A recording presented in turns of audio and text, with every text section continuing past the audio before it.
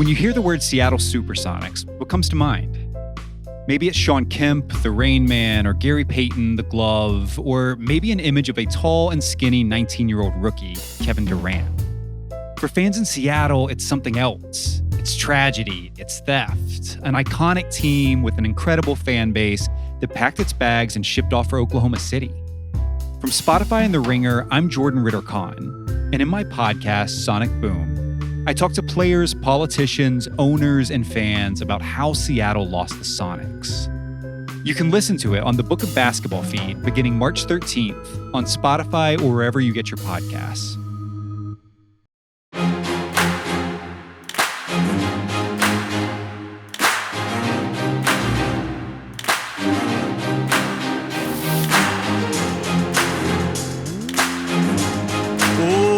Welcome to the Ringer NFL show. Sheil Kapadia here with Diante Lee and Steven Ruiz. We are recording this early Monday evening with a flurry of deals in the NFL, signings, trades, you name it. We're going to get to all of it. And who knows, as we record this, Aaron Rodgers has not signed anywhere. Russell Wilson has not signed. So maybe there'll be a trade. We could get some breaking news here, Ruiz, which is always exciting during the podcast.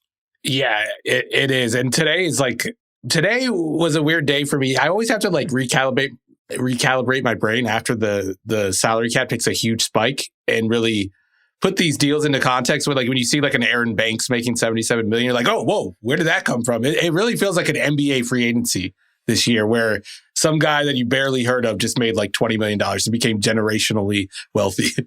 It's I said, Diante, before we came on that I do my top 50. And when a guy who doesn't make the top 50 makes like over $15 million per year, I'm like, all right, either I really screwed up there or that's a bad deal. So I guess we'll get to some of those during this episode. Yeah, I think that in at least specific to this recruiting, not this recruiting class, this free agency class, you can probably bank on the fact that if a guy didn't make the top 50 in your list and got more than like $12 million a year, it's probably an eyebrow raiser for the wrong reasons for whatever team parted with that much money to bring a guy in.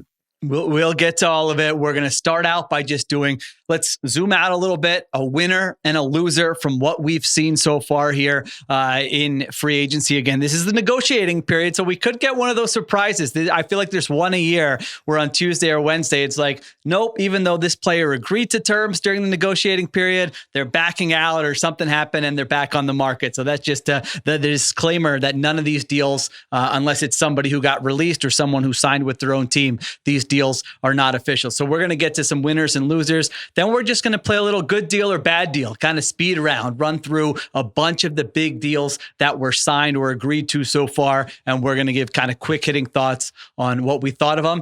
And since we last recorded, there have been some trades. There have been some other things going on. So we're going to get to those as well. We're going to forget something. Okay. But don't worry. We'll be back soon again. And you can yell at us for forgetting it. And then we'll get to it the next time. But let's start with winners and losers. I guess let's start with winners. We will be positive. Diante, you want to lead us off a winner so far in free agency? You know, it's funny to think about with all the money that's been flying around. I think that it's easy to just look at big spenders and immediately slap on the tag like, oh, you covered your needs. You're going into the draft ready to get, the quote unquote or the mythical best player available. And it's easy to kind of classify teams as winners in that regard. I try to look at teams that just make smart moves to cover clear holes, clear weaknesses, because those are the teams that usually make the incremental gains that you're looking for in free agency. So to me, that's the Bears. If you if you're able to kind of zoom out and just look at the last week for them, you part with 2 day 3 picks and $14 million a year to bring in Drew Dalman. And now basically the only real weakness that you have, you could argue, is their left tackle, right? And I still think like Braxton Jones has proven himself to be capable at different points in times in his career. He's not a plus tackle in any respect, but I think if you eliminate the clear holes they had on the interior, I think it puts less pressure on he and Darnell Wright to be the Joe Alt and Rashawn Slater that like Los Angeles has, where they're able to lock down so much that it makes their interior offensive line not be as big of an issue. I like that for Caleb Williams. I think that there are questions maybe about what Dahlman's going to look like in Ben Johnson's scheme. I would be hesitant to make any assumptions that what they do in the run game or in the drop back passing game for that matter is going to be exactly what we saw in Detroit. Steven and I worked on like the anatomy of a play caller, the kind of the etymology, I would say, of just like how these play calling trees end up spreading out across the league. And one thing about Ben Johnson that we both were harping on is that he's been everywhere in terms of scheme, in terms of philosophy. So there are a lot of openings for, them to do different things on the offensive end. So we might see Chicago come out and be a total shotgun drop back game. There might be under center outside zone. There's really no telling. But I do think the one thing that was a big priority for them was addressing their offensive line. And they did that. You bring in Grady Jarrett on a 1 year kind of prove it bet deal. You bring in Dayo Odeyingbo on a similar kind of cheaper deal to just kind of, I think, build out the rest of that pass rushing room. I don't think it's going to be magnificent, but I think that it's passable. And right now for them in the trenches, they just needed to get to a passable, functional, about league average level. And I think they definitely took some big steps towards that over the last week. Yeah, it feels like they're one of the teams that learned a lesson from how the league kind of played out last year and how the season played out last year, where the teams that were better in the trenches tended to dominate. And that was one area where they were just maybe one of the worst teams in the NFL, especially on the offensive side. And I think they're building around not only Ben Johnson's scheme, but also their quarterback, who is a little bit shorter. And like going back to like those Saints teams with Drew Brees, Sean Payton always made a point to have a good interior offensive line. So if that shorter quarterback does have to step up in the pocket, there is a pocket to step up into. Too often last year, there wasn't a pocket for Caleb Williams to step up into. And that's why you saw him escape out the back door so many times. I think when you watched him play and he was provided a pocket, he hung in there for the most part. If anything, he held on to the ball too long and hung into the pocket too long. So I totally agree. I think this is not only building up the offensive line so Ben Johnson can run his run game, it also helps out the second-year quarterback. Yeah, I actually had Caleb Williams as my winner for this section. I can get to a backup here in a second, but let me be clear. I don't know if this plan is going to work out. Jonah Jackson was benched last year. Joe Tooney is he's 32, 33 years old. You mentioned it, Diante. Paid at the end of his deal. Yeah, so. Drew Dahlman, there seems to be, I have not grinded the Drew Dahlman tape. I don't know if he's going to be a great center for them or not. He has been a competent player. So I'm not saying this is it. They nailed it. They're in, we could be here in week 6 of next season going, we thought they upgraded their offensive line, but it still has some holes. However, I like the process. I like that they had a plan. They're saying, if you're Caleb Williams, you got Ben Johnson now as your play caller. You've got 3 veteran offensive linemen on the interior. You have a chance. You have wide receivers. Again, might not be elite wide receivers, but you have some pass catching options as well. There is an infrastructure there where we should be able to get a better gauge on what Caleb Williams can be as an NFL quarterback. All sort of the bad habits and weird games and ups and downs from last year. This feels a lot more stable to me. And I think this is what you wanted to see if you were a Bears fan. You just want to see, let's give our quarterback a chance. We've got so much invested in him. And so I think they did this. And Drew Dahlman, I think $14 million per year. He didn't get some, crazy deal where we'll get to some of these other deals that we'll talk about. And then, they got creative with the other 2 moves. Again, I'm not positive they're going to work out, but last year at this time, Jonah Jackson was a $17 million per year player that got signed in free agency. He was easily a top 20, top 25 free agent. Rams signed him. It didn't work out. And now, you trade for him for a day 3 pick. So it's not like you're giving up crazy draft capital. So yeah, I like what the Bears have done so far. And that kind of runs counter to what they've done in the past when they've had resources to build up their roster. We've seen them spend big at positions that I don't know if you should necessarily spend big at, like linebacker we've seen in past years where they signed Edwards and Edmonds to big money deals. We saw last year they kind of build up that receiving core and then they couldn't really use it because they didn't have an offensive line. So I think this is more of an adult approach to building up the roster. It's not going to be big moves where in 2 months we're going to be like, oh yeah, remember that huge move, the move for Dahlman, the $14 million a year move for him. Right. But in October we could be like, hey man, this offensive line is really solid, and we can look back at how they built it. And like you said, creatively, not pouring a ton of resources in terms of cap money. Maybe some draft capital that you would like back in a couple of years, but it's not too bad. You're not trading away first round picks for these players. Yeah, no doubt. All right, Ruiz, who do you have? Who is your winner so far? I'm going to go with the Rams because for the first time in a long time, they're able to have like a normal offseason. And I like what they're doing with it. I liked them bringing back Alaric Jackson. I like the Puna Ford signing, not a huge deal, but someone you could put in the middle of your defensive line, and that helps out those young defensive linemen you added to the roster last year that had such good rookie years. And then Davante Adams. This is like the perfect spot for Davante Adams, in my opinion. You get him. I've been talking about this for, I guess, since 2021. You kind of replaced that Odell Beckham receiver you had on that 2021 Super Bowl team. I think it helps out Puka Nacua in the long run. I think you kind of solved the target issue that you lost with Cooper Kupp, and you potentially have a player that's more explosive than that. I think he adds an element to the Rams offense that they necessarily haven't had over the past couple of years. And then you get some extra draft capital with the Jonah Jackson trade, which I think we're lauding the Bears for this move. But Jonah Jackson did seem to be a declining player who they had invested a lot of money into, and they kind of got out of that contract and picked up draft capital in the process. So a smart, I would say patient, and very different offseason for Les Snead in the Rams front office. Yeah, for me, and we just talked about with the Bears, like I want to be able to very clearly see, what is your plan? Where are you going? And for the Rams are in a very unique spot. Their quarterback is going to be 37. I didn't even mention that. They retained Matthew Stafford, which may have been, it wasn't a possibility like a couple of weeks ago. We saw him, definite, searching out trade partners. So that's another win for them. So like when you do that, now you're in a certain spot where you're saying he's 37 years old. We feel like we had a good team last year. Let's try to get over the hump this year. And really, you look at the last two postseasons, like even 2 years ago, I would say, like there's a scenario where if you play out that season 100 times, the Rams are getting to the Super Bowl out of the NFC. They lost in the first round to Detroit. So I don't think they're, like not in touch with reality. I think they are a good team. They've got a veteran quarterback. They've got a good coach. And so that's why I like the Adams move for them. Like if Adams would have signed with the team that I thought isn't going anywhere, I would have been like, you're giving that, you're giving a wide receiver at that age, $23 million per year. But for the Rams, it makes sense. And now you have McVay, Stafford, Nacua, Davante Adams, and a good pass rush. And you have your draft, and you still have your draft picks. Like three top 100 picks. When's the last time the Rams have had that? Picks. Yeah, and they had a great draft. They've actually drafted well. When they actually get the draft picks, they've got some impact players. So I'm with you. Again, is it possible that we're in week 8 next season and we're going, Stafford really is showing decline, and Adams has had a hamstring injury and he doesn't? Yes, but like they go in knowing that, and I think it's a worthy gamble to take Diante in a wide open NFC.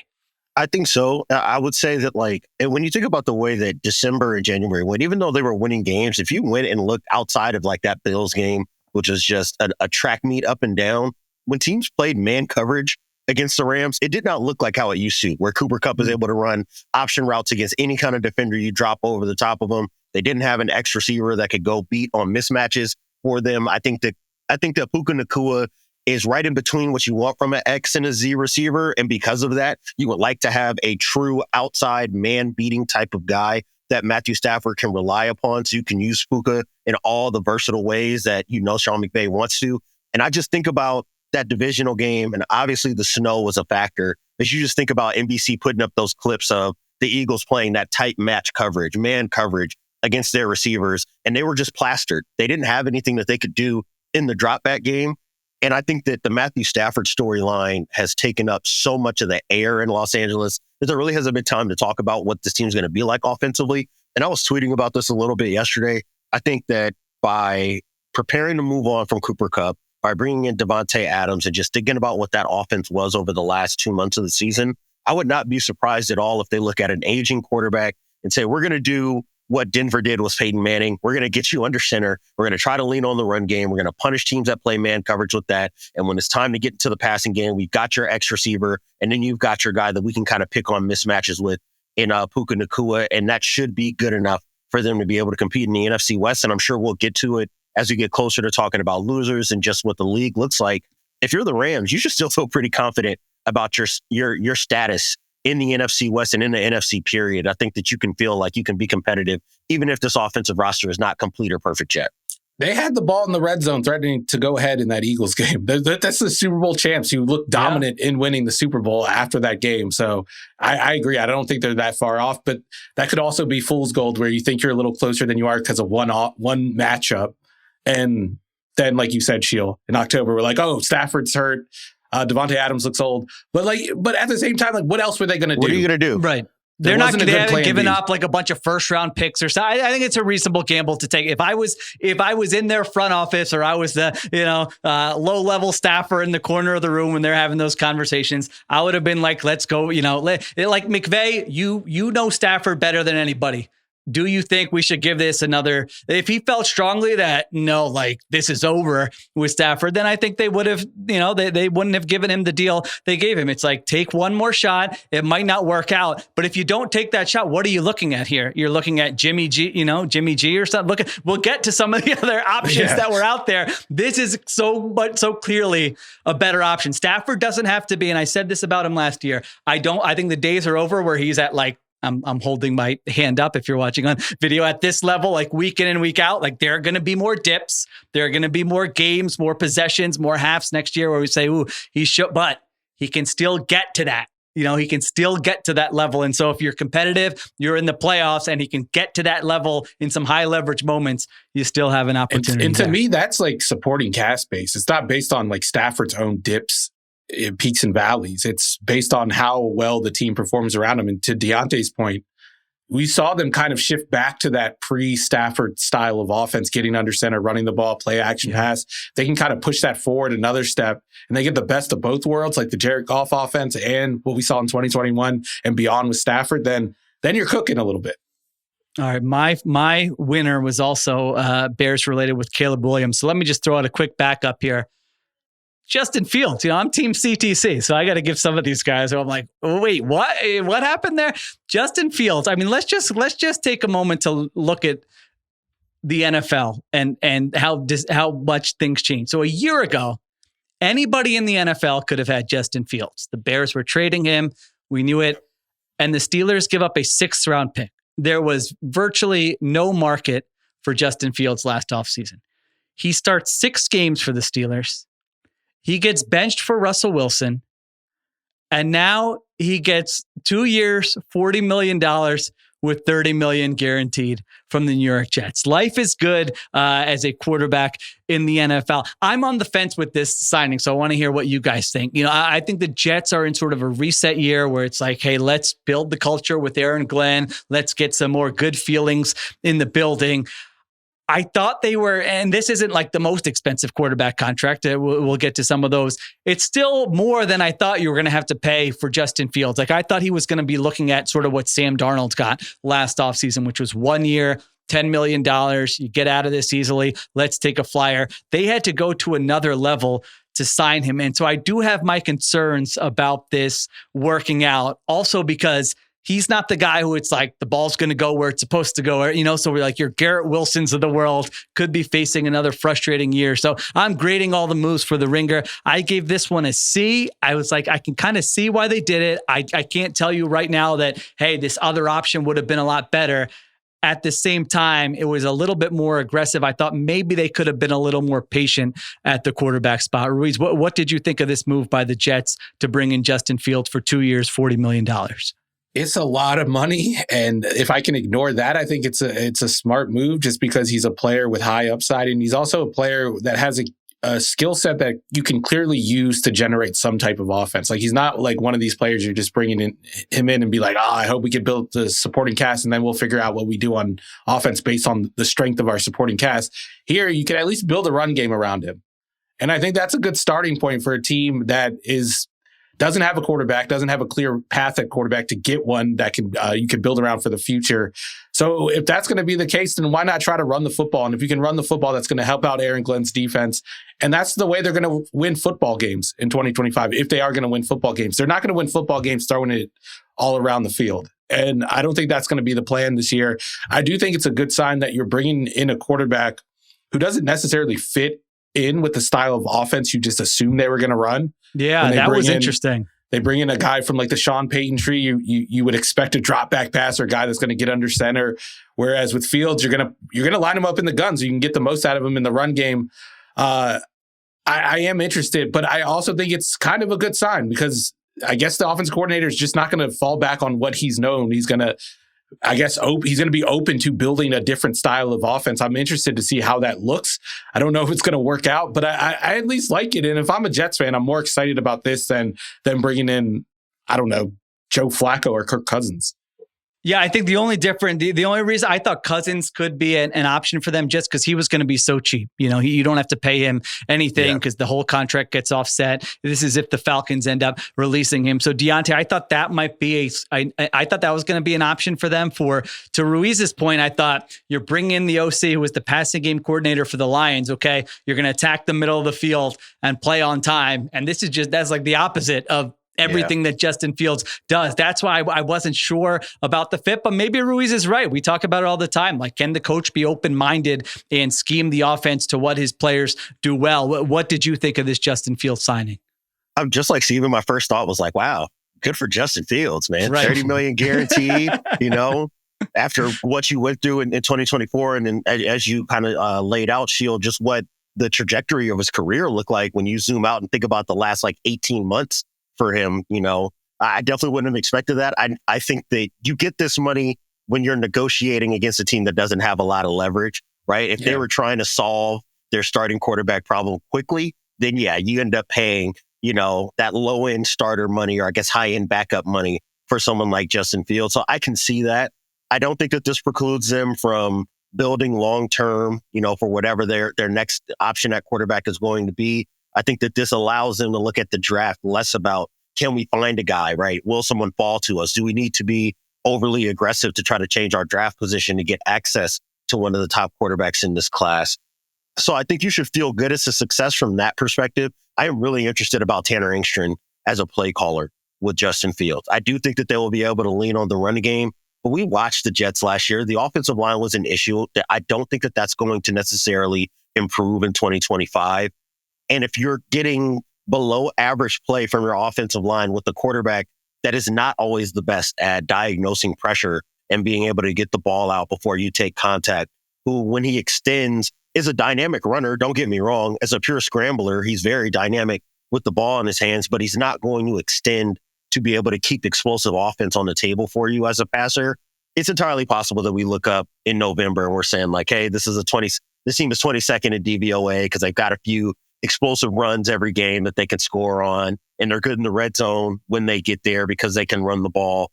But on third down, they're a mess. They take a bunch of sacks. Offensive line is a problem. I could definitely see that being the outcome. But if you're the Jets, coming off of what you just came off of, if you truly feel like Justin Fields can just execute something in the running game and you can start to build the bones around what you want to be long term, I don't hate this for Aaron Glenn, and I definitely don't hate this for Justin Fields. It's kind of funny. The Jets' options at quarterback were severely limited just based on the quarterbacks that were available and their past history with the Jets. They couldn't get Sam Darnold. They couldn't get Geno Smith because those guys were there before. And I just think there's just bad vibes around those acquirements. And then there's Aaron Rodgers. Of course, he's the other one that's available, but they're just getting rid of him.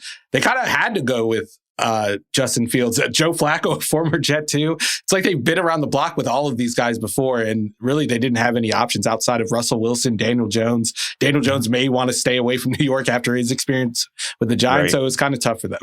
And their GM comes over from Denver, so had seen Russell Wilson up close as well. So that really you're right. There was a lot of no, can't do that. It really felt like it was Fields, or it was probably going to be Fields or Kirk Cousins here. So we'll see. I think best case scenario is that, Fields goes into playmaking mode and is running the ball well, and the defense is really good next year, which is, some version of what, they went 4-2, the Steelers, with Fields as their quarterback last year. It's almost like some version of that, even though he wasn't, his success rate was one of the worst in the NFL, but he didn't turn the ball over, which he had done a ton of with the Bears. So if it's some version of that, you buy some time. Like Diante says, this doesn't preclude you from making other moves at quarterback. It's not that type of contract where you're like, we don't even have our eyes open. It's almost like let's buy some time and try to figure this thing out. So we'll see what the Jets do there. All right, let's take a break. We're going to come back. We're going to get to the losers. I'm going to let myself lead off because this is probably the one that I feel strongest about. So I'll lead off with my loser, and then we'll get to the rest of them. All right, we are back on the Ringer NFL show. We're doing winners and losers. Hate to do it to you, Seattle.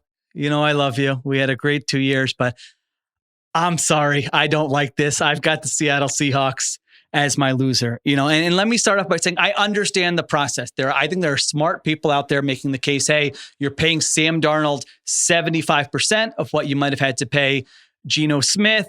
You got a third round pick for Geno. You got a second round pick for DK Metcalf.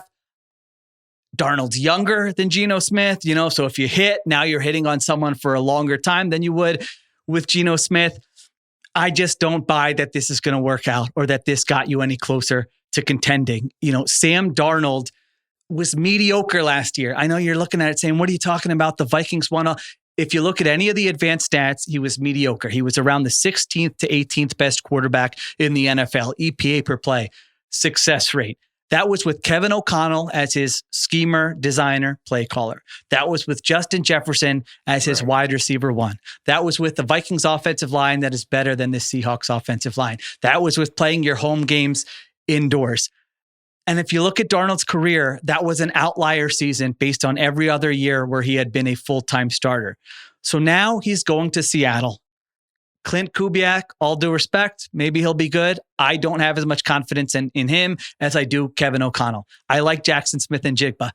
He is not Justin Jefferson. And if you look at options 2 through 4, 2 through 5, it's not even close to what Sam Darnold had in Minnesota, especially with the trade here of DK Metcalf. So now I'm supposed to believe that Darnold's going to maintain his level of play from Minnesota or improve on that level of play from Minnesota, and that this is going to look good in Seattle. I don't see it. And I've heard the argument, well, now they can rebuild their offensive line with the asset. It's like, they got a second round pick and a third round pick. Like this wasn't like a sell high, like if they would have traded DK Metcalf last offseason, they would have got more. If they would have traded Geno Smith last offseason, they would. So it's 2 picks. It's a second and a third. And now an organization that hasn't been able to put together a competent offensive line in over a decade. Now, because of those 2 picks, they're going to build up the offensive line. So he's going to play in a more pressure-filled environment. And you add in all those other things. I just don't think this is going to work out well for the Seattle Seahawks. So that's where I'm at. They're my loser. If I were a Seahawks fan, I'd be pretty bummed about this. I would not be excited about what I'm going to be watching here over the next 2 years. And this was a team I was pretty bullish on going into last season. And now I'm fading their decisions here quite a bit. Diante, what do you think? Agree? Disagree? What did I get wrong? Where are you at? Because the Seahawks have been the team this off. No one's had a bigger makeover so far this offseason than the Seahawks. I didn't like the trade. I didn't like the trade of Geno Smith with the return being a third round pick. And I don't totally want to play devil's advocate on all the moves, but I guess the questions that I'm asking myself is, was it possible for them to make this pivot and it not be uncomfortable, right? Like, did they have to just play out the string with Geno until he hit the age cliff?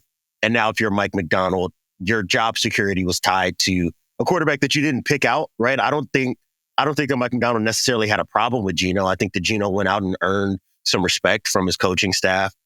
But I think that if you're Mike McDonald, you're probably thinking, if we could hit the reset button and I know I've got a little bit of job security, we can deal with an uncomfortable 2025 and then revisit our quarterback situation after that. So I can understand there's some sense in that.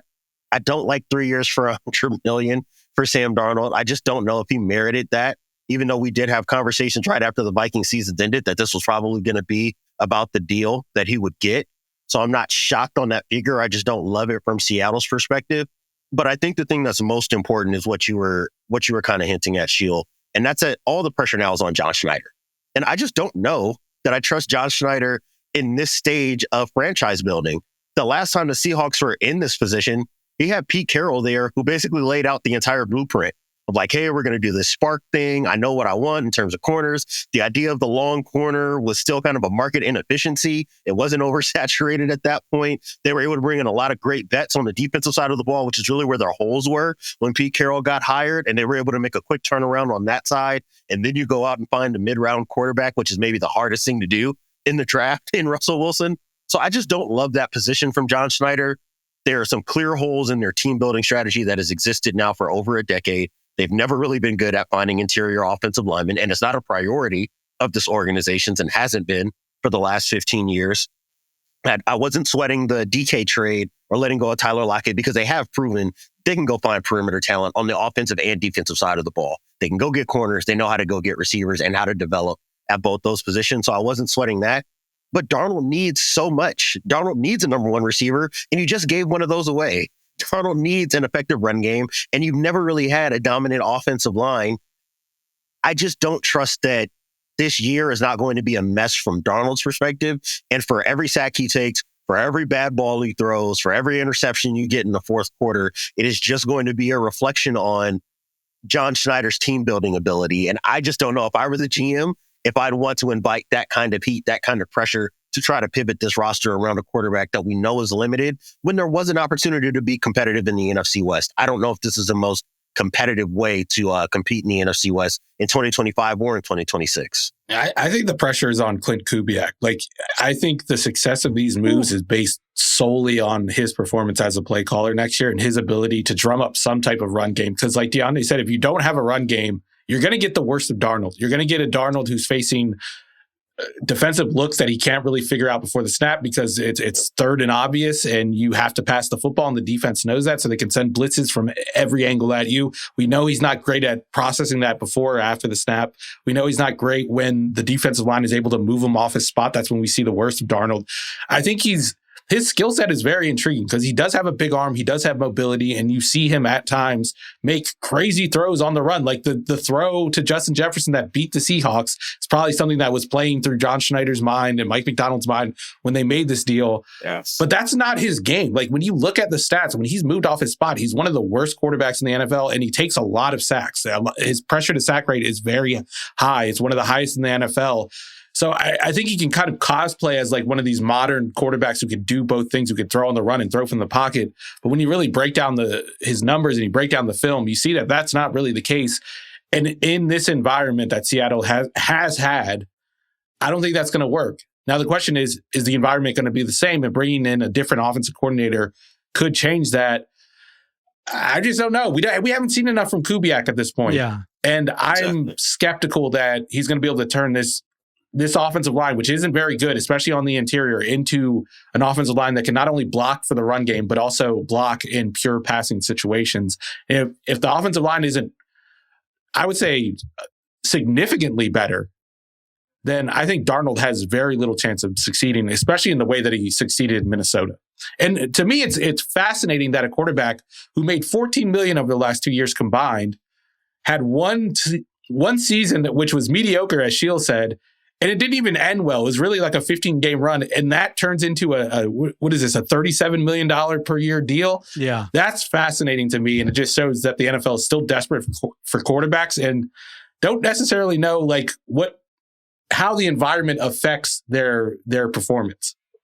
Yeah, it's kind of like that Baker Mayfield deal, basically, but then the cap goes up a little bit. But Baker Mayfield had done more, I think, than Sam Darnold. And Baker Mayfield is a good quarterback right now. Like, we have multiple years of sample size now that Baker Mayfield is an effective quarterback. That's why that contract doesn't hurt. Yeah, and there was no effective is the proper adjective. Well, also there were no variables there. He was coming back in the same scheme with the same team. This is a projection. That's the big thing here. That's the whole thing. This is a big projection to take him out of that environment, put him into your environment, and now you're expecting him to, again, at the very least, maintain his level of play. But you're hoping that he can improve his level of play. And I just don't see the surrounding factors there. I think, Diante, the point you made about Schneider, I was really thinking about this with Pete Carroll. Like, if Pete Carroll were still there, they're not making, like, Pete Carroll wouldn't have been like, Pete Carroll's never making this move. And it really makes me wonder if Schneider's like, I'm running the show now. Like, there were maybe he's like, I wanted to move off from Russell Wilson before Pete did. I wanted to, make this big move, but Pete didn't want to do it. Well, now this is like my time. And who knows, like, how long it will last. I'm going to make the moves that I think are going to be best for the team. And they end up making these aggressive moves. And so it just feels like in the first segment when we talked about the winners, I said, I like to know what a team's plan is, or them knowing what their timeline is. Like if they would have traded Geno Smith and DK Metcalf and then just, I don't want to say tanked, but if they were like, let's wait on Kirk Cousins, let's do the Steelers plan from last year, basically. Let's just chill. We'll see which quarterback is still standing when all the other seats are taken that we can get for a very low salary, and we'll plug that. Then I would have been like, okay, that's a plan. You want to take some time, build up your offensive line, you accumulated some assets, and then figure out where you are. That's a plan. But to take that and then just go right to Darnold and pay him this kind of money, again, I just have a hard time seeing this working out. It's not like we haven't seen John Schneider, the GM, make this type of move before.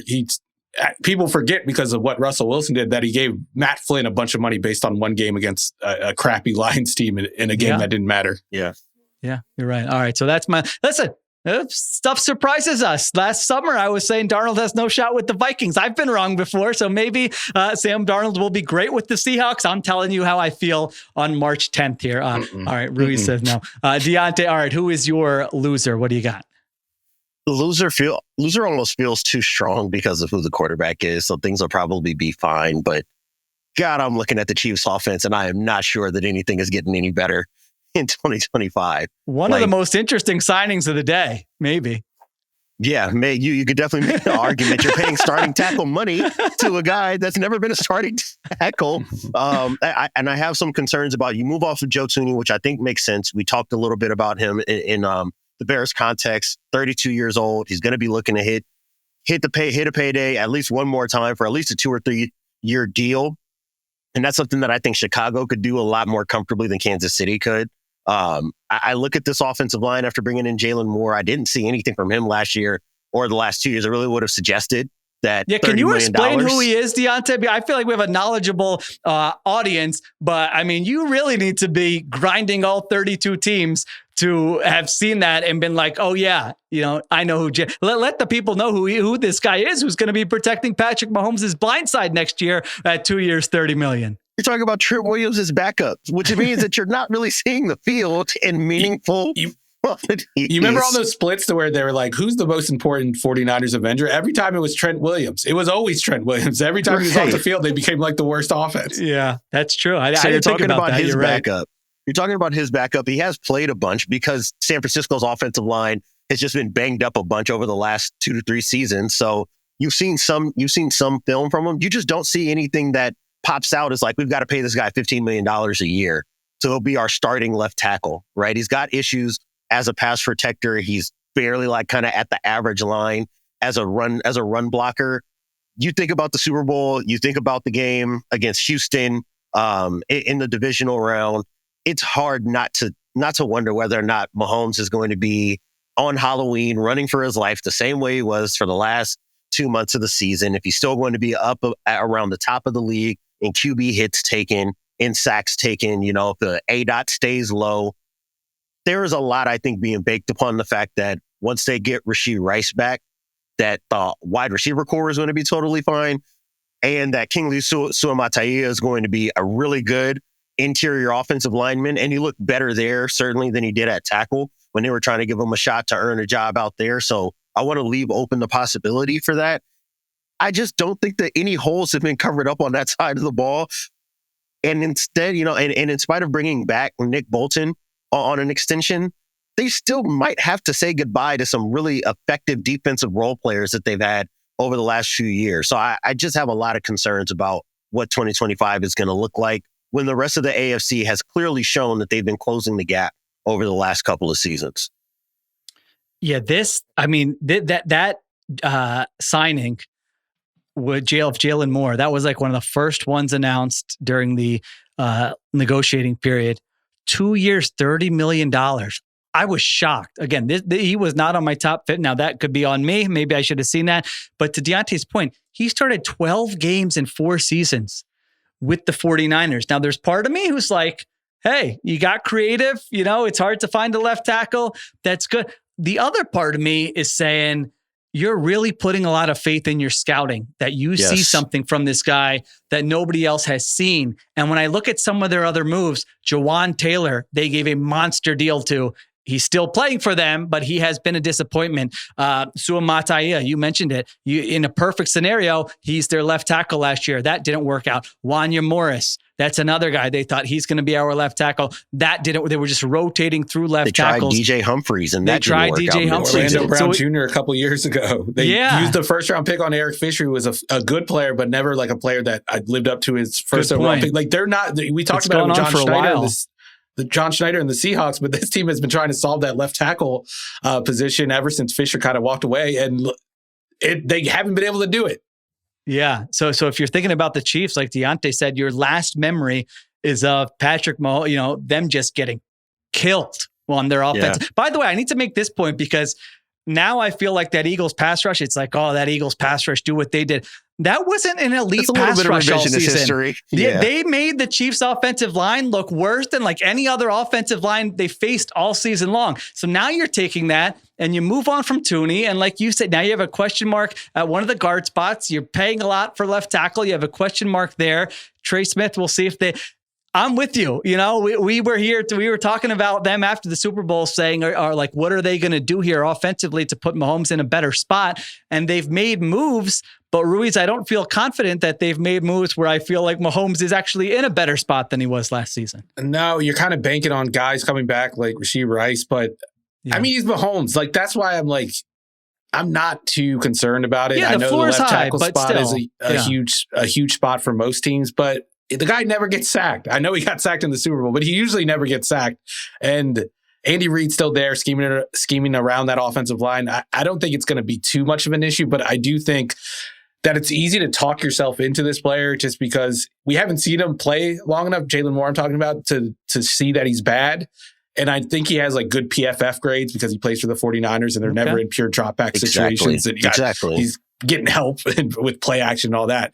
So I think there's a chance that this guy gets exposed, especially in that offense where they drop back all the time. But it won't matter. They're going to score 30 points a game and they're going to be 14-3 going into the playoffs anyway. I don't believe that. I look at an offensive line that couldn't move the ball on the ground last year when they had 3 good interior players, and you've let one go, and you've gotten more expensive up front because of bringing back Trey Smith on the franchise tag, which was the right move. I don't want to argue against that. But now I'm looking and saying, if they didn't bring back Trey Smith on the tag, you would basically be looking at one good offensive lineman that you will be starting the season with, and it's your center. Arguably the least valuable one of your 5 in the trenches. I just have a lot of concerns about having a question mark at left tackle right next to a question mark at left guard, and your 2 right side offensive linemen are probably better as run blockers than they are in pass protection. I just have concerns for Patrick Mahomes. I think about what that ADOT was throughout the season. I think about the fact that they have been success rate merchants, which sounds ridiculous to say about a team that's played in this many Super Bowls now. But you can always make the argument that, hey, the success rate will be fine. Third down will be fine. Patrick Mahomes will find options on early downs and he won't get sacked. And I think that all of that it makes sense to make as an argument. I just look at Baltimore, I look at Buffalo, and I just think about how the gap has been shrinking over the last couple of years. And I'm looking at the Chiefs trend in the wrong direction if you want to stay head and shoulders above your top competition in your conference. That's not to say they won't be right back in the Super Bowl. I just think it's pretty clear that this offense is just it's not going to be what I think we all hoped it would have been when we were sitting together in the press box in New Orleans after the Super Bowl. Yeah, I mean, they're always going to have a chance to make the Super Bowl. We had that conversation, I feel like, a lot during the regular season when we were criticizing how they were playing. It's like, yeah, they still can make the Super Bowl. They still can win the Super Bowl. But, just looking at it, they scored 30 plus twice last year, the entire season, 20 games, 19 with Patrick Mahomes, and they were 8th in a lot of the metrics we like to look at that gauges efficiency. And so every year I'm like, that's going to be as hard as it's going to get for Mahomes with the supporting cast. Yet then you get to the next year. Now, Rashee Rice might come back, and it really might solve a lot of their problems if he's healthy. But you're like, should there be that much on Rashee Rice to make the offense go? So it just hasn't gone. I'm with Diante. It hasn't gone exactly how I thought it would go, their offseason so far. Jalen Moore could end up being a great story. We could be here during the season being like, they found a diamond in the rough. They got creative. They didn't just go and sign the guy everyone knew about for, maybe Dan Moore. You could have signed for, what was it, 21, 22 million? Nope. They got cheaper and they found a backup who they thought had talent, and now they're developing him. That would be a great story if that happens. It's just a matter of when you're in that contending mode, the fewer unknowns, the better. If you're sort of a team on the rise, I like doing that a little bit more, where it's like, if it doesn't work out, who cares? Now the stakes are higher, where if it doesn't work out, you're trying to be a Super Bowl contender. All right, Ruiz, what do you have? Who is your loser? I'm going to go with another very busy team this offseason. I'm going to go with the Commanders as my second loser. And it's mostly just because we've been talking about this throughout the offseason, like the teams that don't have any new ideas. And it feels like they're running back their strategy from last year. And it's like, hey, guys that seem to be on the decline, but they've been good players in the past and they're coming cheaper than they usually would. They traded for Laramie Tunsil. They traded for Deebo Samuel. This one isn't a guy that was cheaper, but Javon Kinlaw, I think, was the biggest shock deal early on tampering day. 3 years, $45 million for a player that had largely been forgotten since his days in Philadelphia. And maybe this is just confirmation bias because that front office kind of comes from the NFL, but it feels, or like the ownership group are from the NBA, but it feels like they're taking like an NBA approach to building up this roster, where we have our young core of guys, our max guys, so to speak, that we can build around. And then we're just going to build around them with cheaper veterans that take league minimum deals. Did it with Zach Ertz and Bobby Wagner last year. I feel like that's what they're kind of going for with these acquisitions this year. I don't know if it's going to work out because old players tend to get worse. They don't tend to get better. And I feel like guys like Bobby Wagner, he was a great story last year, and I'm sure he was an asset in the locker room, but there were times when he was picked on, and I don't know how these moves are necessarily going to take them from where they were last year and elevate them to the next level. And they're going to be fighting off some regression. We covered those numbers in detail during the regular season. So I don't know. It's easy to get excited about this team on paper. I feel like a Bleacher Report graphic that they tweet out, like who's stopping this team, would do a lot of retweets and God, likes. I hate those. Yeah. I just don't know how it's going to look on the field when September comes around. And I don't think anyone in Washington really knows, because you're talking about a lot of players who have injury problems in the past and have been up and down. Like Laramie Tunsil, 2 years ago, this would have been a good deal. But last year, he was a bad player, and he was an unreliable player in terms of pre-snap penalties. So unless they get some coaching around him that turns him into that past version of Laramie Tunsil, I don't know if we're going to look back at this as such a good value. I do like the no new ideas point, because you mentioned it. Their GM, Adam Peters, comes from San Francisco. And what do? They trade for Deebo Samuel, who drafted Javon Kinlaw, the 49ers. And last year, Javon Kinlaw was a free agent, and he signed for 1 year, $7 million with the Jets. And he had 2.5 sacks in 12 games. And now he wasn't even on my radar when I was doing top 50 free agents. And now you sign him for 3 years, $45 million. I mean, really, objectively, Kinlaw has had a disappointing career. And so that one really surprised me. I'm with you. That was one of the biggest head scratchers, I thought, on the first day of the negotiating period with the Javon Kinlaw deal. And that feels like a Dan Quinn move to me. Like, that feels the type of player that fits that scheme, a guy. Yes. Like, I think that's why the 49ers drafted him. I think that's why the Jets obviously acquired him, Robert Saleh. They're all in the same coaching tree. I feel like that's the move there. I don't know if that was the front office thing, but like, that's a lot of faith to put in Dan Quinn, who didn't have the best defense last year. That was probably the reason they didn't go further in the playoffs. They maybe could have made a Super Bowl if they had a more competent defense. And by the way, they released Jonathan Allen, who had been a good player for them for a long time. Now you're placing him with Javon Kinlaw at a similar number. I forget what the Allen number was. It wasn't far off from $15 million per year, Diante.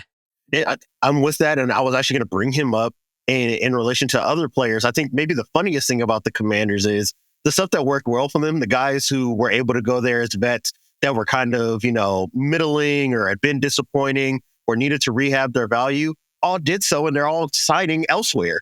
Jeremy Chin has a pretty decent year as kind of like a flexible safety linebacker type for them, and he leaves to go on a 2-year deal to go play for the Raiders. You think about D'Ami Brown. By the end of the season, he starts actually looking like a functional receiver within the rotation, and now he's going to be in Jacksonville. Jonathan Allen gets released, and you're looking at somebody like Kinlaw, who gets $30 million guaranteed over 3 years. And you said it, Sheil, and I think that in some ways it's almost underplayed. 2 years into his rookie deal, San Francisco was actively looking for replacements for him. They bring in Javon Hargrave. as soon as he's a free agent, in spite of spending first-round draft capital on Javon Kinlaw. They have taken a bunch of swings to try to replace his production. He goes to New York, which is another defensive scheme that should fit him well, and he doesn't produce there. I have a lot of problems with where the Commanders are. I was just sitting thinking about the NFC. I mean, if you're Philadelphia, if you're Detroit, if you're one of the teams at the top of this conference, you're sleeping so easily, not worried so much about regression for your team, because none of the rest of the teams in the NFC have really made up much ground in that respect. I don't know how the Commanders are going to avoid their regression back to the mean, given some of the roster deficiencies that they're going to have, unless they have one of those Saints 2017, 2018 drafts where they bring in 5-6 starters at key positions in the trenches and on the perimeter. I do think Debo could be like a good add to that offense, but it's based on him staying healthy. Like if he can stay healthy, I do think they can lean into what they did more last year, but you also want to see some evolution out of that offense where it's not just RPO every early down, where you can get into some of the drop back world. And that's not necessarily where Debo Samuel will help out. Maybe that's where Tunsil helps out in theory. But again, another player that we haven't seen his best in years. It's tough to imagine how this team, based on the last couple of years from these players, really taking a step forward. And I think this was a year where they could have taken a major step forward, even based on the success they had last year on offense. Let's stick on that Tunsil trade for a second, because this was a big trade. I feel like it came out of nowhere, really. I didn't see a lot of reporting that Tunsil was going to be on the block. And so Houston trades him to the Commanders. So they trade Tunsil and a 4th to the Commanders for a 3rd and a 7th this year and a 2nd and a 4th next year. And Tunsil is a guy who has been a very good left tackle in the NFL, very talented. But to Ruiz's point, he's probably coming off the worst season of his career. He's entering his age 31 season.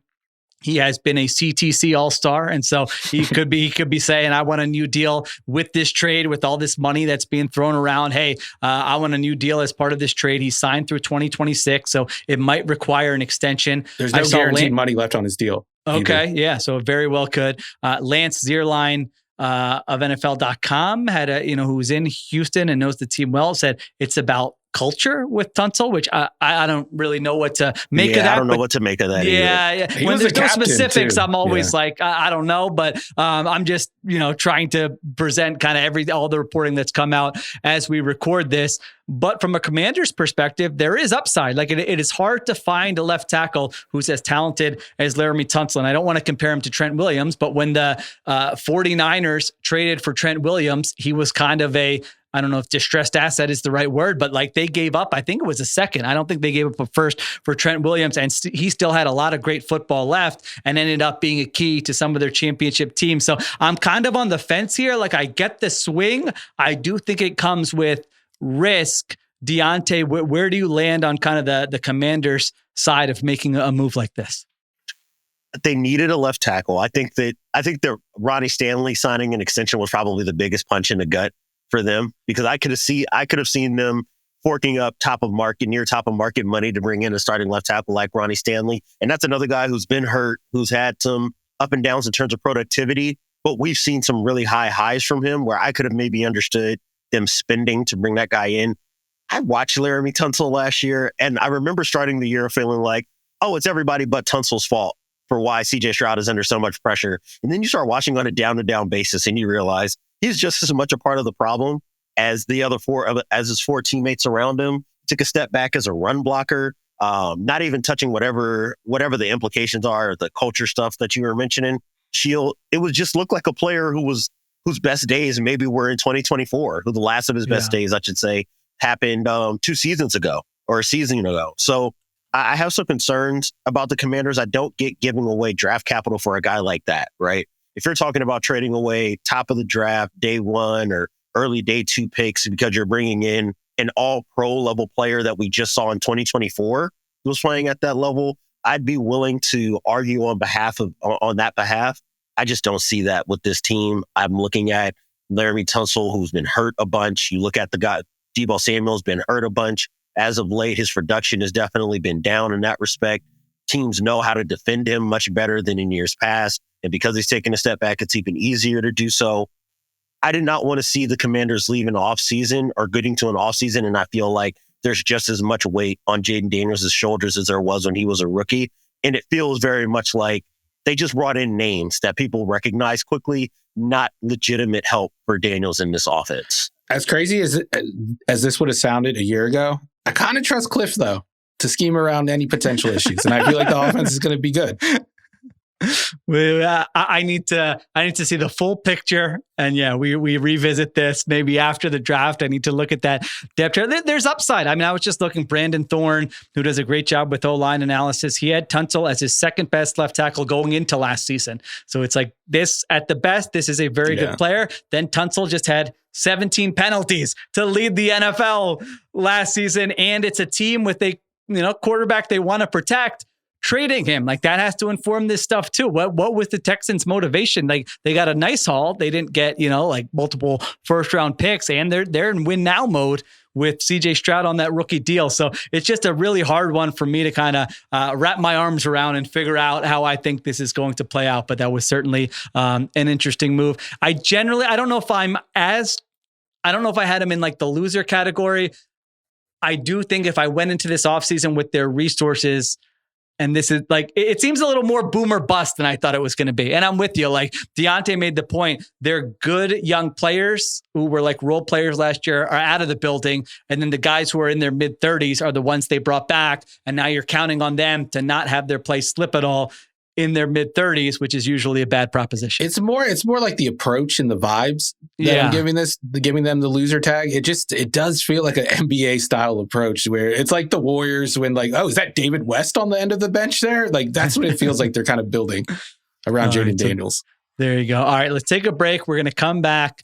We're going to do a little speed. I don't know how it'll be sort of a speed round. We're going to get to a bunch of these deals. If they're interesting, we'll talk about them more. If not, we'll just say like it, don't like it. We'll go through those. And then I do want to talk a little bit more about the other side of some of these trades we've discussed. The Raiders getting Geno Smith, the Steelers getting DK Metcalf, maybe even the Texans trading Laramie Tunsil. What are they doing here? So we'll finish the show with some of those.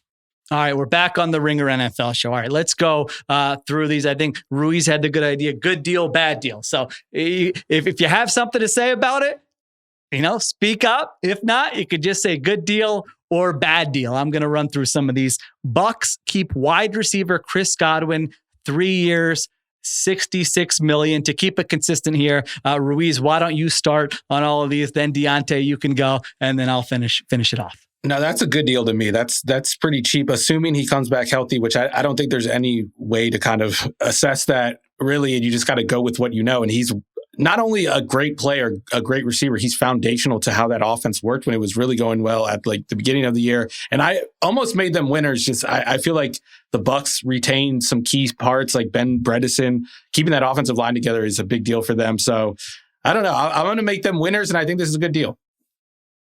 Diante? I'm on the side of good deal as well. I did not want to see, if you're a Bucs fan, you did not want to see a guy like Godwin leave because they didn't really have any opportunity to replace his production, replace his role within the offense. I think that you trust the fact, you mentioned this, Sheil, in the last podcast we did, that he has a history, right? You don't necessarily want to bank on guys bouncing back quickly and effectively from injury, but at least you know that this is a guy who can sustain a lower body injury and be able to bounce back and play well in years to come. It's not like he's 31 and you're like, oh man, talking about lower body injuries and be 35 at the end of this deal. Is he even going to be a functional receiver at that point? You could still get some good years out of him. You bring back Ben Bredesen, which protects the core of what makes his team what it was, which is being effective offensively in the run game and the passing game. That kind of continuity will only serve Baker Mayfield in this franchise really well, and it keeps them from having to use early draft capital to try to plug up holes that they wouldn't probably be able to if guys were walking out of the building. So I think the Bucs can look at themselves in the NFC South and still feel like they're at the top of this because none of the other teams that they're competing with are really making moves that put them immediately within their crosshairs as early competitors. Wait, you didn't like the Trayvon Moore deal? That's not going to... I'm a Trayvon Moore fan. To it. I don't think that does enough. No. I also like the Hassan Reddick deal. Like it's not a huge deal, 1 year, $14 million, but I like they need a Shaq Barrett replacement. They haven't really had that for a couple of years, and I think he could add that. It's a cheaper, low risk deal for them. Nice buy low. Yeah. 1 year, $12 million for a guy who had a disastrous holdout and a disastrous season last year. But he's 31 years old and he was like among the 5 highest sack producers for like the previous 3 years. So I don't think he just forgot how to rush the passer. I thought the Godwin deal was honestly one of the best deals of the day when you look at some of the crazy money being thrown around for a wide receiver of his caliber at 28, 29 years old. Every free agent will say, or every agent, I should say, will be like, our client left so much money on. I really believe it with Godwin that if he hit the open market, I think he would have been making way more money than he took with the Bucks. But obviously he's happy in Tampa, so good for him, and that's a nice deal for the Bucks. Let's spend a minute on the New England Patriots here. Next, Patriots sign Milton Williams, 4 years, $104 million. $26 million per year for the former Eagles defensive tackle. They do that. They sign Carlton Davis, the corner from the Lions, 3 years, $60 million, $20 million per year. He's getting paid like a top 7 corner in the NFL. Harold Landry from the Titans. Mike Vrabel coached him there. I think that one was, I want to say $14.5 million per year. They bring him in, and then they bring in Morgan Moses, the veteran offensive tackle. So Patriots go into this offseason with a ton of cap space. Ruiz, you can talk about any of those that you want to. The overall approach, how are you feeling about the New England Patriots? They also gave Robert Spillane, the linebacker, $37 million. I don't feel any better about Drake May's outlook for this season, and I think that should have been the big priority. I don't know. It just seems like a very Mike Vrabel, Tennessee Titans circa 2020 type offseason. And I mean, unless you're trying to win the 2020 AFC South, I don't know how this helps you progress as a football team. I'm not a big fan of it so far. Like Milton Williams, I think we talked about this last pod. He's a good player. Carlton Davis, a good player. But you didn't get those guys for below market value. If anything, you paid a premium for both of them, $26 million a year for Milton Williams. I love the player. I like the tape, but that's rich unless he develops into a truly game-wrecking defensive lineman. I don't see how you get value from that. And then Carlton Davis, he's had trouble staying healthy, and he's up in his 20s. I don't know about that deal. I don't know how it's going to age. $60 million is a lot for a corner who's been up and down throughout his career. What'd you think, Diante? I have a question, Sheil, because you've watched the Eagles about as often as I've watched the Eagles. Would you have ever made an argument that $26 million per year was coming for Milton Williams? Yeah, I feel bad because it was like, it's kind of like the band you liked before everybody else liked them. It's like, no, Milton Williams is good, and now all of a sudden, I don't want to say sellouts because I'm good for him. See, again, Team CTC, but no, to answer your question, never saw this coming, and it kept rising. There was a point where I'm like, maybe he'll get 17. Maybe he'll get 18. Oh, Diggy Zua got 20. He'll probably get that and get 21 or 22. Yep. And then $26 million per year. Again, very good player. Has never been a full-time starter. Has never played 50% of the snaps. Had 5 sacks and 10 quarterback hits last year, playing alongside Jalen Carter, who is getting double teamed all the time, and you're getting favorable matchups. And so I get it that, hey, he's an ascending player and maybe his next stretch will be better. But I also have the rule that in the offseason, just for free agency and the draft, don't fall in love. It's number one rule, NFL. Yeah. And this is so clearly, we are going to do whatever it takes to land this guy. There were reports that he's agreeing to terms with Carolina, and then all of a sudden, oh, wait, he's going to New England, and he's the 3rd highest paid defensive tackle in the NFL. So I get that they had money to spend, but that was a long answer to your question, Diante. No, I never everything thought I was going to say. You said everything I was going to say, and I think the fact that one's so eye-popping, I almost want to set it aside because I don't want it to color how I think about the other moves. I don't find the Carlton Davis deals to be as problematic. I think that 3rd year could be really uncomfortable, right? I think that the machinations of that contract can be trouble for them if Davis doesn't look, when he's healthy again, the way he looked at his best in Detroit last season, because he did look like a functional cornerback too. And I think that next to Christian Gonzalez, who was a better corner than Darian Arnold is, right? You can end up looking at a really good secondary as a result of that. I do think that Milton Williams can be really productive there. I might have walked away, right, and just said, hey, Carolina, you could have him if this is what the asking price is. I don't know if I'm paying that. You look at Robert Spillane, that's kind of, I don't want to say non-entity, but I'm not really moved in either direction. Like, I don't think that you needed to pay that guy over $12 million. But if that's what you're paying starting linebackers these days, then I'm willing to almost kind of just like shoo that one along. I will say, though, I would have been more concerned in a lot of respects if Ronnie Stanley comes off the market, Trey Smith gets franchise tag, and then they say, we are paying starting offensive line money to any starting offensive lineman who will walk in the door for us. If we were looking at Mekhi Becton making $16, $17 million to be a starter for them, and we're kicking him back out to tackle after the year he just had at guard, this would be a really big concern for me. If we would have seen them paying Will Fries a bunch of money, right, or Cam Robinson a bunch of money to be their starting left tackle right out the gate in free agency, I would be more concerned. But the defense can get to a top 12, top 10 level with the signings they made, and you can bring in young offensive players who are closer to Drake May's timeline. Maybe that means that everybody's kind of got to take their medicine in 2025 offensively, and we're not going to see the version of Drake May that I think everybody on this podcast believes that he can become if you surround him with the right supporting cast. I think I'm willing to be patient in that respect and just seeing them be frivolous with offensive line spending. I just know that that's something they absolutely have to address before we get to the end of free agency here, because I don't want to see rookie offensive linemen protecting for a young quarterback with an offense that has not yet proven to me that they know what to do with Drake May. Yeah, and I don't think Morgan Moses checks that box for them. And I don't think, based on the contract, I don't think they think that either. Right. I kind of have the big takeaway that Ruiz started the conversation with, which is that, like, you go into this offseason and it's sort of like we talked about with the Bears, how are we putting our young quarterback in position to succeed? And this feels very Vrabel-y. Again, Landry played for him.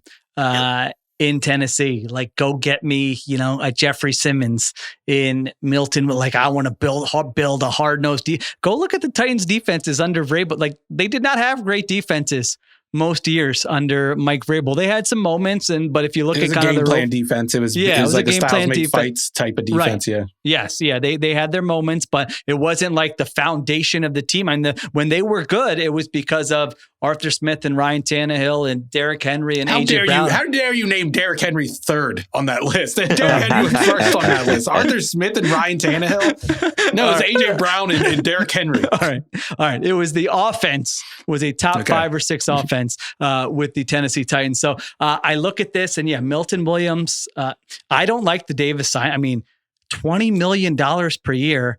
Has missed 20 games over the last 4 years. I like Davis as a player. Yeah. You have Christian Gonzalez as your cornerback one. Like, I look at the Vikings. That's why I'm shocked it's 3 years. I'm floored that they gave him 3 years. If it was 1 for 20, hey, premium price, you're the team with all the money in free agency. I understand you probably got to extend yourself in ways that I would be uncomfortable, but that's how you bring in better players. 3 years, that's tricky. Like, the Vikings signed vision. You can't see the vision with Carlton Davis and Christian Gonzalez. Like, if they are healthy, and that's a question for both of them, like, that is a top, 5 cornerback duo, maybe even top 3, and you could play a bunch of man coverage. Like, I see the vision there, but it's tough. And it's tough to play man coverage if you don't have the front 7. I know they're going for the front 7, but I'm not sure Harold Landry is the most concerning deal out of this to me, just from like an outlook standpoint, like how much input Vrabel's going to have and how much clout he's going to have. Because that's a lot of money for a player who he does have sacks. Like, he has sacks to his names, but you look at the underlying metrics and they are very concerning. Yeah.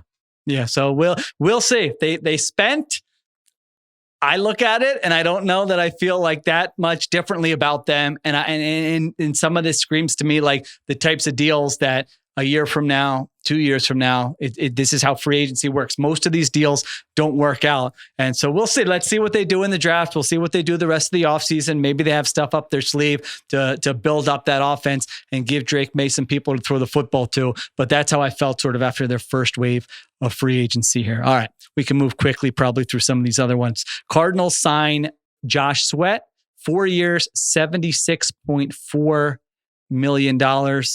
Ruiz, Josh Sweat to the Cardinals. That's a bad deal for me. I think if you would have asked this question before the Super Bowl, I think we all would have said bad deal without hesitation. So I think they're kind of overpaying for that performance in the Super Bowl. It was a good performance, though. By the way, another example of, I hate to say no new ideas 400 times, but Jonathan Gannon, Coach Josh Sweat. Like, listen, NFL, like, don't be afraid of the unknown sometimes. Sometimes there's upside out there where you can bring in a player who's better than the player who you actually know. Diante, what did you think of that Josh Sweat deal? I'm another one where I'm floored. Like, hey, 19 million. Like, I find myself saying more often, like, good for you, player, and good for you, agent, for being able to negotiate this kind of earnings for your client. I don't see $19 million worth of production from Josh Sweat. Otherwise, Philadelphia would have kept him because they have a glaring need at their edge spot now, right? If he was that level of player, they would have paid him 2 off seasons ago when they had the opportunity to. They allowed him to play out this lame duck year, and you did not see enough high impact throughout the course of the season that would have led you to believe that this was a guy that's going to be paid close to $20 million per season. I don't mind the depth chart. When you look at Baron Browning and Josh Sweat together for Arizona, you're like, okay, that looks like a much better version of an edge rushing room than it was going into 2024. So I can see how it can be effective and how those guys can be effective in tandem. I just think if you're paying that kind of money, you would have liked to see them come back with the player a little bit better than Josh Sweat. And now you're going to be paying him as he approaches age 30, almost $20 million a year. That's a really uncomfortable position for me for a guy whose production is just wax and wane way too often throughout his career. Yeah, I think competent starter. I know they need players. It's the nature of free agency. I don't think Josh Sweat's going to be an impact player for them throughout the course of that deal. Maybe I'll be wrong. We'll see. All right, this next one I actually like. Chargers signed Khalil Mack, 1 year, $18 million. Ruiz, what do you think? I mean, I trust them. They had him in his scheme. They know what he brings to the scheme. I think Jesse Minter is a sharp defensive mind. I think that front office has earned the benefit of the doubt through 1 year after what they did last year. It's a little bit of an overpay for me, but it makes sense when you're bringing back a player who obviously has a name and has a reputation around your building. So a little bit of an overpay, but I don't hate the deal. I think it's a good bit of business for them. Don't know what to make of the Chargers offseason quite yet because we just haven't seen. I think it's incomplete. And maybe the takeaway here over the last 2 off seasons is that they just don't plan to be big spenders, that they are looking at this as a draft and develop thing. Because now, after taking their medicine with dead cap last season, I thought coming into 2025, Harbaugh really pounds the table. Joe Ortiz comes in and says, hey, we're going to build this a certain kind of way. And you see a little bit more money flying around, even if it's in the trenches and not out on the perimeter, because we know that both Harbaugh and that Baltimore method of team building, they don't prioritize spending big money out on the perimeter. I see a lot of incremental growth. And then you think about Khalil Mack. If $18 million was a big ticket spending that they could have given out, I would have maybe liked to have seen them go out and compete for a Carlton Davis to go play corner. They definitely need help in the defensive secondary. I would have looked to do that and then bring in young guys to play along the edge. I do trust them, to Steven's point, that they know exactly what Khalil Mack has left to give. But 18 at 34 years old, after you let go of Bosa, I thought that this was going to be a clean break for them in terms of their edge room, and they were going to be hitting reset at that position. Maybe it works out. I just have some doubts after seeing how he played in 2024, which was effective, but not nearly as explosive as he was in 23. I don't know if you're getting anything close to 23's production. And if you get 2024 production again next year, to me, I don't know if that was $18 million worth of investment. Yeah, I look at it like a little 1 year Band-Aid. You can still try to draft and stuff, but you want to set the floor going into the draft. Yeah, it's okay. You know what you're getting, physical player, veteran. And so go ahead and because they need players. They need players in there all over the defense, including in their front seven. So I would rather do that than make a longer term commitment to some of these other guys who have been available. So I think it buys you time a little bit. Lions signed cornerback DJ Reed, 3 years, $48 million. Ruiz. So they lose Carlton Davis. They bring in DJ Reed at $16 million per year. What do you think? I think that's a good deal. I think you have to adjust for the cap going up. And I think it makes sense they're paying him less than Carlton Davis. I also think maybe they're moving on from like the Aaron Glenn style where we're going to play man coverage a bunch. Like DJ Reed can do that, but he also brings some zone versatility, which I don't know if Carlton Davis was the best fit for. So it makes sense for them. They had a need after Davis left, and we saw what happened when there was more pressure on that secondary to perform, when the defensive line kind of got wrecked by injuries. And I think they know they need talent at that position to compete, especially in the NFC North, when you're going up against Justin Jefferson and Jordan Addison and all those guys that the Packers have. And even the Bears are an ascending offense, and they have two good wide receivers. So it makes sense for them, not only with their competition, but also with the holes on their roster. And I don't think it was a terribly bad price. Yeah. What'd you think, Diante? I thought it was a good move. If the difference in price was $12 million in total, you bring in DJ Reed instead of Carlton Davis. I think that that's a smart move for them.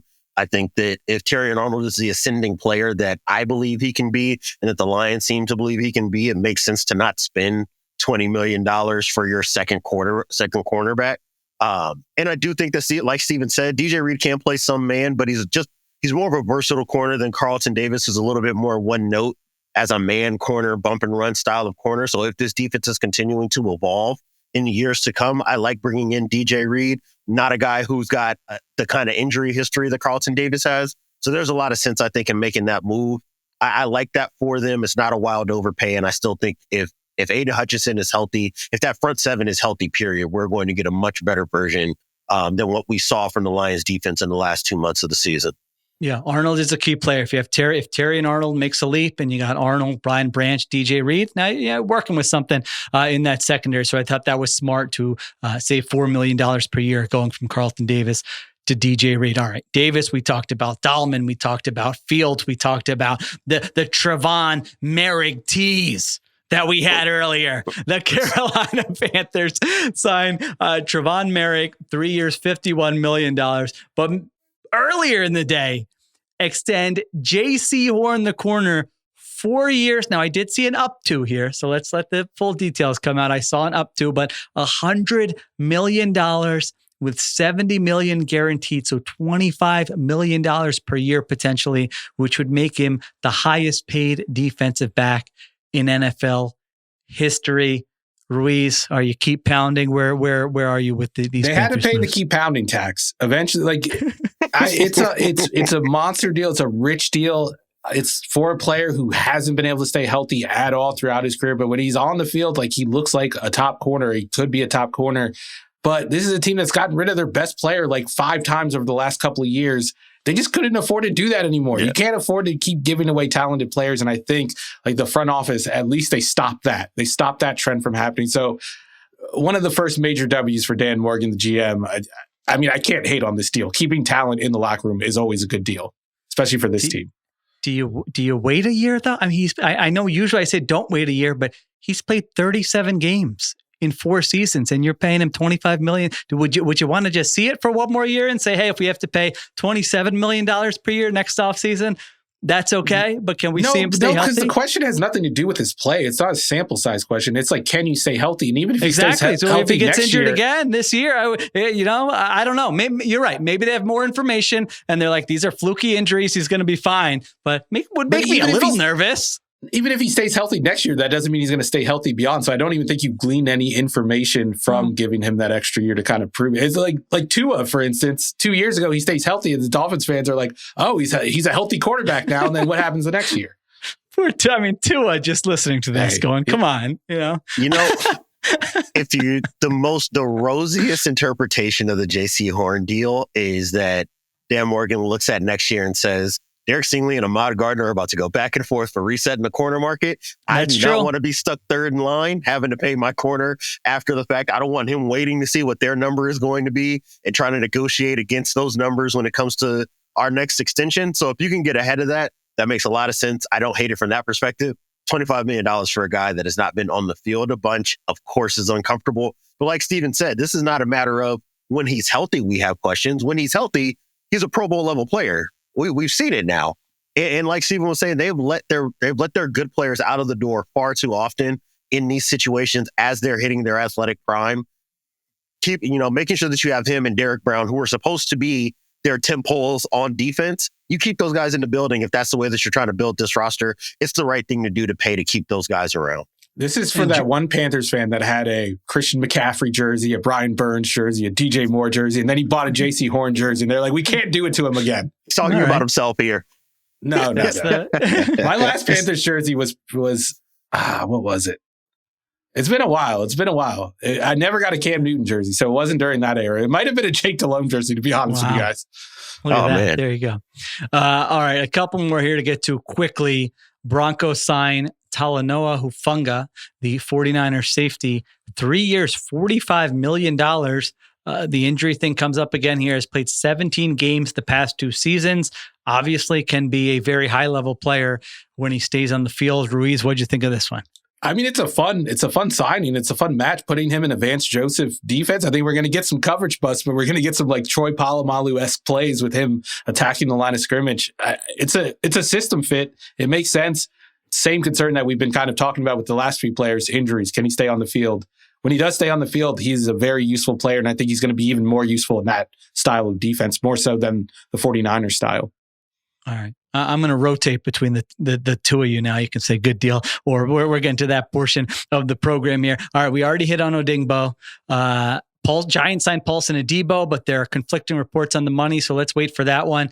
Diante, this one's another eye-popping one. Packers signed guard Aaron Banks, 4 years, $77 million, over $19 million per year. Your thoughts on the Packers paying that kind of money to Aaron Banks? I did not see a $19 million per year player, Aaron Banks.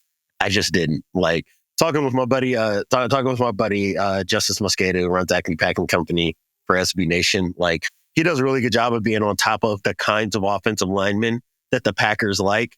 And we know that they like to spend high draft capital. They will spend in free agency for these guys. So I'm not necessarily shocked that they said, hey, this is a guy that meets all of our athletic prototypes, right? He checks all the boxes from that respect. He has some experience in a similar scheme, having played in San Francisco. So we know that he's going to walk in the door and he knows all of the, he's going to know all of the terminology.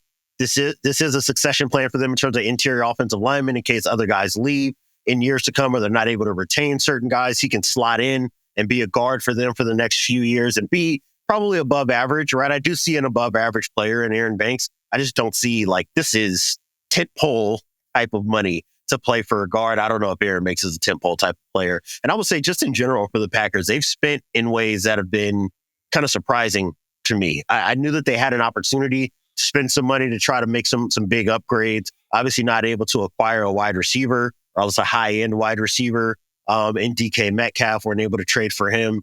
I just didn't think that this is where the spending would go if they weren't able to find a high-profile player. Yeah, that was a surprising number for, you might even be being a little generous saying you see an above average player. It's maybe an average type. Maybe average, right? I don't know. It's a lot of money for a player like that. Another guy, Ruiz, offensive lineman, got paid. Titans signed Dan Moore, Steelers left tackle, 4 years, $82 million with $50 million guaranteed. What did you think of that move? I like it. When I saw the number, I was shocked, but I honestly don't hate it. I think like given his age and when he was drafted in 2021, I don't think he's a needle moving tackle. Like when he goes up against star pass rushers, he tends to struggle, but I do think he is an above average one who can develop into something more if you give him just some time to simmer and get him in your system and coach him up. I do think there's a chance like 3 years from now we're like, that's a pretty good value for that guy. So I'm going to say good deal, even though it's a big number. And I think one that surprised a lot of people. At least he's young. He's, young. Yeah, I was shocked. He's got a generic name and that kind of hurts him. That's true. Yeah. No doubt about it. And it does, the Steelers did not want to hold on to him and pay him that money. Does that tell us anything? I don't know. They could get the evaluation wrong. They spent a draft pick at left tackle, so maybe that's the case. But yeah, that was one I did not see coming. I will finish with one of my favorite signings of the day. I like the under the radar. Vikings sign Isaiah Rodgers, 2 years, $15 million. Now that's what I'm talking about. A little low level. Maybe there's some upside. He's going to be 27. You don't have to break the bank. You can just be an average corner and you're getting good value out of that. So I would much rather do Isaiah Rodgers 2 years, $15 million than some of those other cornerback contracts that we mentioned. All right, let's finish with some trade talk. One that broke while we were on the pod. A blockbuster. Kenny Pickett. Diante, you're going to be, I got to get your take on this. You don't have to watch Kenny Pickett in the preseason next year. Kenny Pickett goes from the Eagles to the Browns for a 5th round pick and Dorian Thompson-Robinson. Are you more excited to watch DTR? Are you? First of all, this is kind of shocking. Why are the Browns giving up a 5th round pick for Kenny Pickett. What And am a I missing player. here? And your quarterback.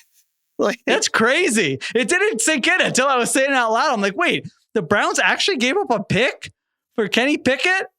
That's kind of shocking to me, Diante. if I'm Tanner McKee, I'm sitting home like I had to be the emergency quarterback all last season for you guys to get DTR and a 5th round pick for Kenny Pickett. That's what all of last year was for. I think that in talking with people who cover the Eagles on a day-to-day basis, obviously I think that it was pretty clear that they were going to be looking to move Pickett after the season was over, see if they could get any value for him. I'm not surprised that he got moved with that in the back of my mind.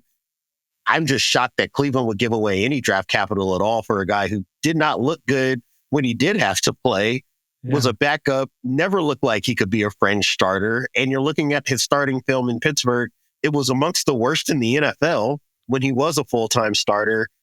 I don't know why we'd be giving up DTR to bring in Kenny Pickett. Well, what is that getting you any closer to in terms of your quarterback situation? I don't think that that's a better quarterback room than what they already had. They should have tried to trade for Tanner McKee, show some flashes. Yeah, the better they traded for the wrong guy. Still in Philadelphia. Yeah. That's crazy. Oh my gosh. All right. Let's finish with some of these trades we haven't gotten to. The Steelers side, speaking of Kenny Pickett, of the DK Metcalf trade here, Ruiz, they give up a 2nd round pick. They're paying DK Metcalf. I think the new money is $32 million per year. We talked about the Seahawks side of that. What do you think of the Steelers side of that DK Metcalf trade? It kind of just seems random for them. Like I guess they're not totally sold on George Pickens' future with the team, but DK Metcalf, it's a 5-year commitment. I know they're probably not going to get to the end of that deal. It's a lot of money. It's only a 2nd round pick, but I just don't understand how he fits into the Arthur Smith offense and how that gets them any closer to winning the AFC North. It seems like a luxury move for them. If anything, I don't like this move at all for that team in particular. And I'm not a huge fan of the player, as I've made clear over the past couple pods. Yeah, I would have liked this for, like I said during our last pod, if the Chiefs made this deal, I would have been like, yeah, I'm in. I like this move. It is now the Steelers have just been looking for a wide receiver. It feels like they had that stretch where Kevin Colbert was just like drafting an all-pro every year. And then now they're just looking for a wide receiver. It feels like every offseason there was Ayuk, there were other guys. They never landed any of them. And now they trade for DK Metcalf. I don't think it's, I'm with you. Like we look at the Steelers and are like, they're not going anywhere. They're probably looking at it like, we like the wide receiver. He's, 27 years old or something. Right. He's young. It's hard to acquire these guys. We're not giving up a 1st round pick, and it's kind of the market rate for a player of his caliber. So I don't mind it from that perspective, but I agree with you that, it's probably not going to make a difference one way or another. Diante, did you have strong feelings about that DK Metcalf trade? I really didn't. I have maybe stronger feelings about 5 for $150, right? That being the extension. I'm just surprised that DK Metcalf was able to get a 5-year deal on the back end of this. I thought the compensation that Pittsburgh gave up to acquire him made a lot of sense and was kind of in line with the conversation we had when it seemed like trade news was starting to pick up steam for DK, that it wasn't going to be a day 1 pick. So I'm happy with that from Pittsburgh's perspective. I just look at the combination of George Pickens and DK Metcalf. And like Steven said, I just don't know what that gets you closer to doing offensively, except running like those 15-yard deep end breakers on play action. Like, okay, you have a guy that can fit the proverbial AJ Brown role in the Arthur Smith offense, but that's not AJ Brown. You did not just go get AJ Brown. So I'm now, I guess it just makes it that much more fascinating what they do at quarterback, because Pickens and Metcalf are specific kinds of wide receivers that I think play best with a specific kind of quarterback. And I don't think that any old body can just walk in there and get the most out of either of those two guys, and definitely the two in tandem.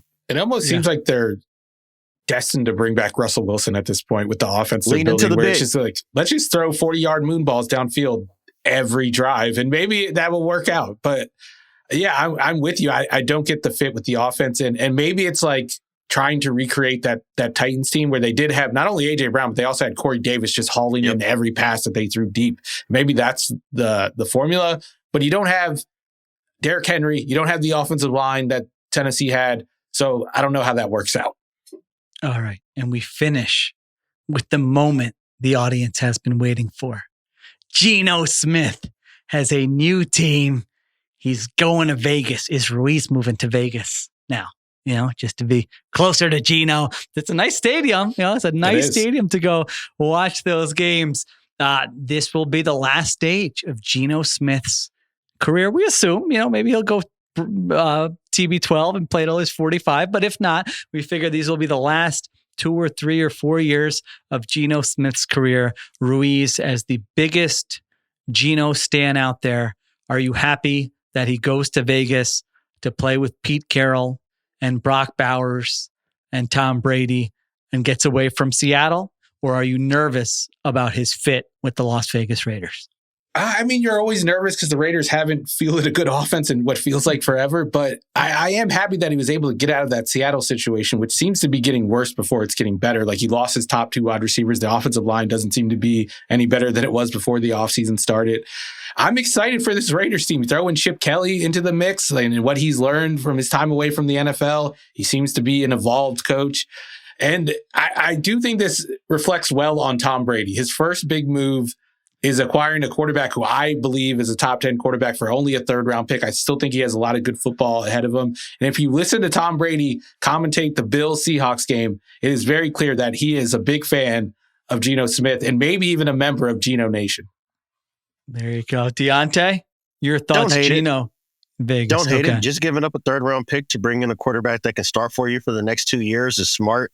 Keeps you away from having to overreach in this draft class. So I think this is probably the best outcome for them. You're not relying on a Justin Fields surge. You're not relying on Sam Darnold replicating what he was in 2024. You don't have to bring in the old washed guys like Russell Wilson or Aaron Rodgers, right? And he missed out on Matt Stafford. This is probably the best consolation prize you can get if you're not able to go acquire Matthew Stafford in the offseason. So I'm really happy from that perspective. I think if you're Pete Carroll, you're elated. If you're Chip Kelly, you're elated. You have an adult in the room that you can start to build an offense around, right? I do think that now you should be looking at the Raiders and wondering if they can be 500 if they nail the draft, if they're able to build this defense around Max Crosby and Christian Wilkins stays healthy in 2025. You might have an opportunity to at least be competitive in the AFC West, and I think that that's a big success given the way they looked at points last season. I think Tom Brady watched the Seahawks offense last year and saw himself in that last year with the Bucs, where no offensive line, no run game. Can't run the ball. Yep. The team knows you're passing the football. You have no time to pass the football. And he still stood in the pocket and went through his progressions and made strong throws downfield. Like, that's Geno Smith to a T last year. And it really shined through when Tom Brady was talking about not only Geno Smith's performance, but the setup of the offense and why it was so flawed, and the fact that they couldn't run the football or prevent teams from pinning their ears back and rushing the quarterback. So I think Tom Brady is very high on Geno Smith, and I wouldn't be surprised if the contract he ends up getting, I know it's been reported like around $40 million. I wouldn't be surprised if it's a little bit higher than that even. I think it's a good reminder that not every organization is on the same timeline. Yes. The Raiders are not going to win the Super Bowl, but they've made the playoffs twice in the last 20 years. And so when you hire Pete Carroll as your head coach, you're not looking 5, 6, 8 years down the road. And we can say, well, that's a dumb thing to do. They should hire someone else. That's a conversation for a different day. But once you make that decision, it's like, all right, now what are we going to do? And you look at the quarterback options out there. They didn't give up, multiple first round. Think of a 3rd round pick for Geno Smith. I think it establishes a floor for your quarterback play. We'll see what they do with the rest of the supporting cast. But like, if they make the playoffs as a 9-8 wild card team one time in the next 3 seasons, that's success. And you're a 30-year-old Raiders fan, that's like one of the best seasons you've had as a fan. And it doesn't preclude you from doing other stuff. I do think that's a key. If you see a quarterback you like, you can take the quarterback. You're still drafting young players and trying to build that way and build up. It just buys you a couple years of, hey, we have someone. We don't have to go do something crazy for a quarterback right now. So I like the move for that. There's certainly more interest. I mean, they are an interesting team now. Pete, think of all the guys you just mentioned. Pete Carroll, Chip Kelly, Tom Brady, like that is, it's sort of, I don't know who's making the decisions, how all those, then maybe we'll hear some stuff about some, back channel. I don't know if everyone's going to get along or what, but they're at least a little more relevant than they have been. They retained Patrick Graham too. They obviously re-signed Max Crosby last week, ending any trade speculation with him. Like, this is a good time to be a Raiders fan. I know we haven't been able to say that often, but like this offseason, I feel like by August, there's going to be a lot of buzz around this team possibly making the playoffs. Very happy for Raiders fans and Austin Gale specifically. All right, we got to a bunch of stuff. If we didn't get to it, we will get to it in the next episode. Also, check out on TheRinger.com top 100 sports moments of this century. Fun sort of group project for everybody at The Ringer. Very cool thing we put to, I shouldn't say we, now I'm taking credit for it. I only contributed like a couple things. A very cool thing that The Ringer put together. So be sure to check that out. All right. Thank you to Diante Lee. Thank you to Stephen Ruiz. Thank you to Christopher Sutton for producing. Additional production supervision by Conor Nevins and Arjuna Ramgopal. I'm Sheil Kapadia. We'll talk to you next time on The Ringer NFL Show.